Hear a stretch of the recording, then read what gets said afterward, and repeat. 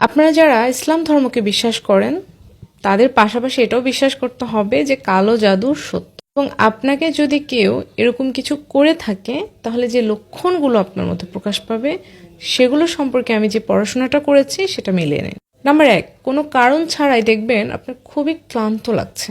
Number 2, যে সকল কাজে আপনার প্রচণ্ড আগ্রহ ছিল সে কাজগুলো তুমি ধীরে ধীরে আগ্রহ হারিয়ে ফেলছেন। নাম্বার 3, আশেপাশের অনেক ঘটনা দেখে মনে হবে এই ঘটনাগুলো মনে হয় আপনার সাথেই ঘটছে। নাম্বার 4, আপনার প্রায়ই মাথা ব্যথা লেগেই থাকবে, খুব ঘন ঘন মাথা ব্যথা করবে। নাম্বার 5, সবসময় মনে হবে কেউ আমাকে ফলো করছে। নাম্বার 6, আপনার সামনে কোনো ভালো সুযোগ আসলেও সেটা অন্য কেউ যেন ছিনিয়ে নিয়ে যাচ্ছে। নাম্বার 7, নিজেকে দেখতে আয়নায় খুবই ক্লান্ত লাগে। এবং সর্বোপরি সমস্ত স্বাভাবিক কাজকর্মের প্রতি অনীহা চলে আসে।